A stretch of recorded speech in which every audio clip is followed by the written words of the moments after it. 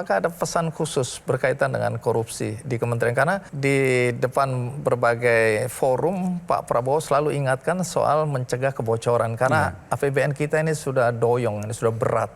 Apalagi kalau kemudian uang APBN dicuri oleh orang-orang yang tidak bertanggung jawab. Apakah pesan itu kuat kepada Anda? Tapi saya pikir bahwa Pak Prabowo juga sangat tahu bahwa di DPR itu sedang ada suatu persoalan untuk Kementerian Agama, ya, ada pansus ya kan.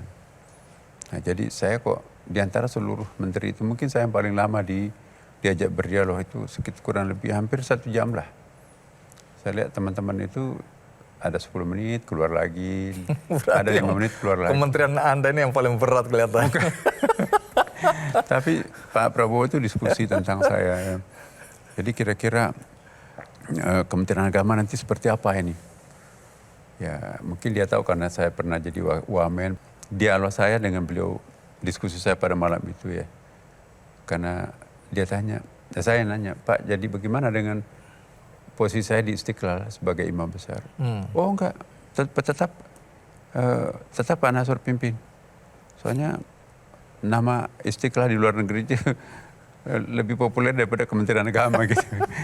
Dengan adanya Paulus. Jadi Anda merangkap sampai hari ini ya? Iya, karena beliau minta, kan itu satu paket ya. Sebagai Istiqlal. imam besar di Istiqlal, tapi juga sebagai Menteri Agama di Kementerian Agama ya.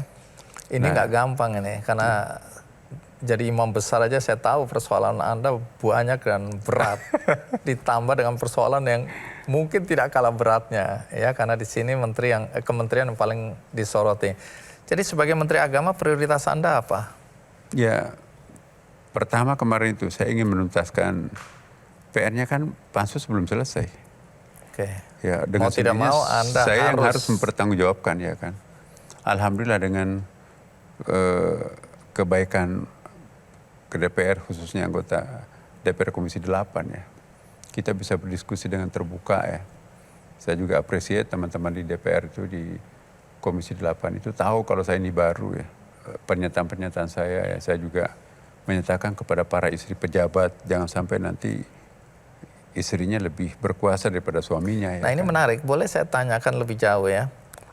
Karena semua orang tahu ya, bukan rahasia lagi. Kalaupun upaya gratifikasi, kemudian dorongan untuk korupsi tidak terjadi pada pejabatnya, tapi ada di situ pintu masuk lain. Pertama istri, sering yang terjadi. Kemudian adik, kakak, saudara, paman, anak, ajudan. Nah ini menarik, nanti Anda cerita soal ajudan dan staf ahli, staf khusus. Nah soal istri kenapa menjadi perhatian khusus bagi Anda sehingga Anda bilang banyak sekali kakanwil yang istrinya lebih berkuasa daripada... Berarti Anda ikut ya? Oh saya suka sekali tuh. Saya ingin Anda mengulang ucapan itu di sini, Pak Nasaruddin. Jadi saya nggak tahu ya, spontanity saya menyampaikan ya. Ya kalian adalah kepercayaan pemerintah untuk memimpin Kanwil, memimpin sebagai rektor ya. Ya hati-hati, jangan sampai nanti ada kekuatan-kekuatan di luar diri kita yang lebih berkuasa daripada diri kita sendiri yang punya tanggung jawab, ya termasuk istri. Kadang-kadang di tempat lain ya justru yang Kanwil itu lebih berkuasa adalah istrinya. Minta dilayani, minta sampai intervensi tentang promosi jabatan dan kadang-kadang lebih manja daripada Kanwilnya itu sendiri. Ya, saya kan bukan orang baru di kementerian ya, jadi pemandangan seperti itu dulu ada. Saya lama jadi dirjen juga. Nah, tetapi waktu itu saya tidak bisa berbuat banyak ya karena ada atasan. Ya. Khusus untuk pernyataan awal saya, ini tidak ada cara lain kecuali harus melakukan shock terapi. Shock terapi harus mulai dari keluarga saya sendiri. Anda jangan menerima apapun dari kantor. Jadi ada yang lucu ya, kan satpam banyak, ajudan juga banyak. Mau bermalam di rumah kan nggak ada tempat ya.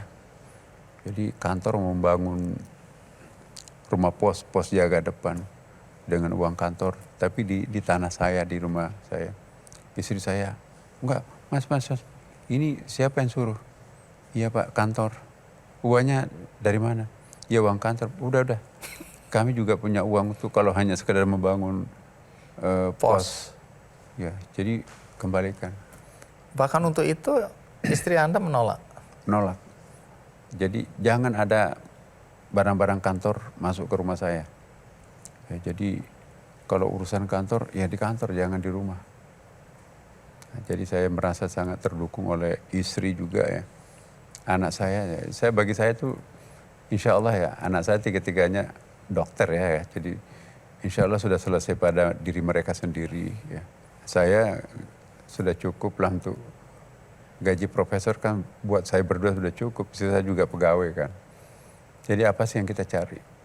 Hidup ini kan cuman 1,5 jam lah kalau ukuran akhiratnya itu kan.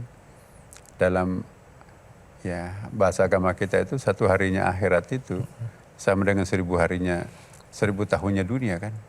Jadi kalau umur saya nanti 70 tahun, berarti saya akan hidup saya akan menikmati 1,5 jamnya umur akhirat ya kan.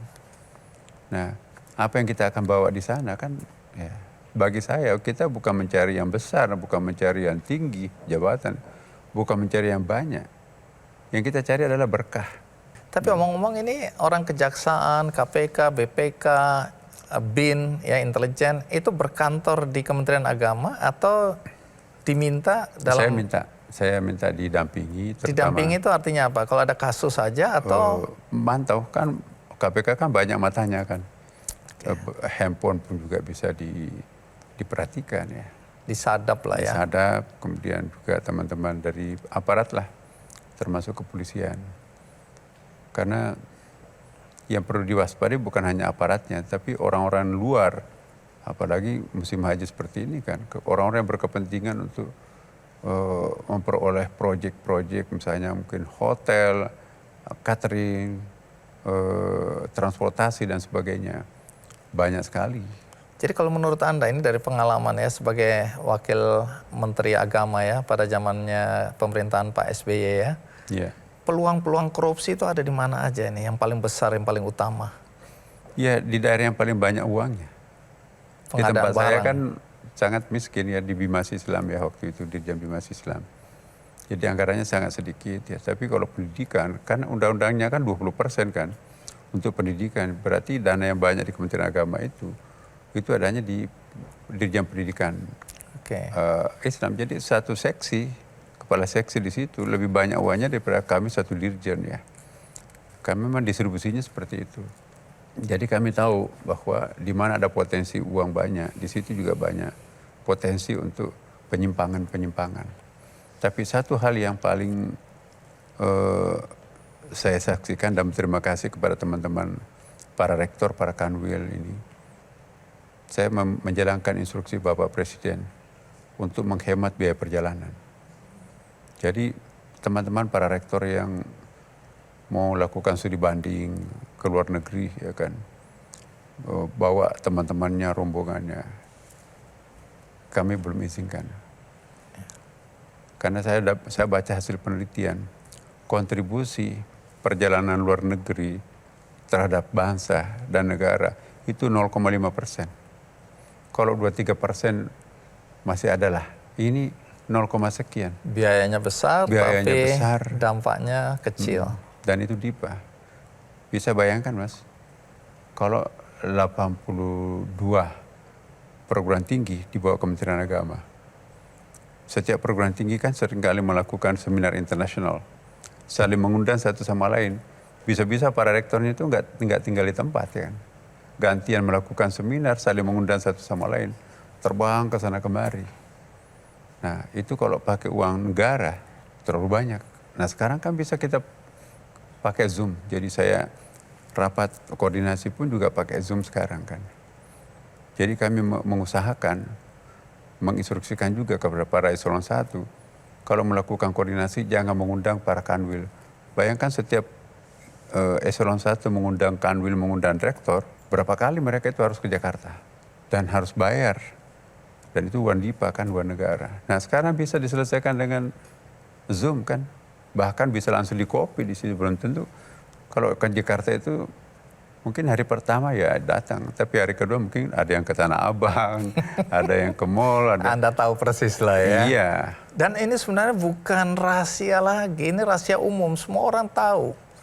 Tapi nggak ada yang berniat untuk memperbaiki dengan sungguh-sungguh. Jadi ini Pak Nasruddin, Anda cerita begini, saya yakin yang nonton banyak sekali yang senang, bahagia, Atau dan sebaliknya mendukung. juga banyak. Nah itu kita juga tahu itu. Tapi maksud saya begini, ini beban berat di pundak Anda. Karena Anda harus membuktikan. Banyak juga menteri-menteri yang lalu yang berjanji akan bersih-bersih, akan tertib, akan begini, begitu. Kepleset. Akhirnya dia bahkan terpidana. Artinya apa? Ini bukan pekerjaan gampang. Kami mendoakan Anda pasti. Tapi yang Anda memang harus sadari betul, tapi kami yakin Anda tahu bahwa nanti akan arus balik ini yang menghantam Anda. Karena orang-orang yang terganggu kepentingannya selama ini pasti mencari-cari celah untuk kesalahan-kesalahan Anda, sekecil apapun itu. Iya. Itu Anda sadari itu ya? Itu saya juga sudah siap karena pernah mengalami, Mas ya. Jadi ketika dulu waktu periode yang lalu ya, sampai ada fitnah ya. Kasus Al-Quran dulu tuh kan saya dikait-kaitkan. Pada saat kan sudah Korupsi. saya sudah nggak ya? di Dirjen pada waktu itu kan. Iya. Tapi ada saja caranya orang. Sebenarnya saya terserah ke KPK. Kalau memang KPK menemukan suatu temuan, saya rela mempertanggungjawabkan apapun yang saya lakukan. Tapi ternyata alhamdulillah ya. Saya ingat waktu itu Pak Novel Baswedan, Pak Nasir, kami sudah teliti semua. Tidak mungkin Anda akan dihukum karena isu ini, kasus ini. Ya, saya bilang apapun yang terjadi saya siap. Saya orang beragama, apapun. Kalau memang saya difitnah yang tidak-tidak, ada ayatnya kan, Rabbis sijnul ahabbu ilayya. Penjara lebih aku sukai daripada hidup di istana kan. Saya tidak melakukan apapun tapi difitnah. Saya akan menikmati penjara itu. Soal orang yang punya kemampuan. Nah, yang punya kemampuan. Dan dengan segala cara dia tanda kutip mengambil jatah orang lain. Nabi Muhammad SAW itu cuma 1 kali haji loh.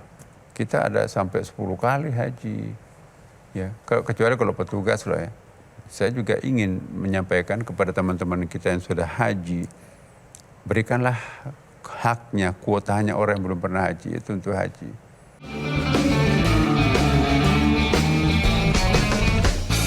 Jelajahi cara baru mendapatkan informasi. Download Metro TV Extend sekarang.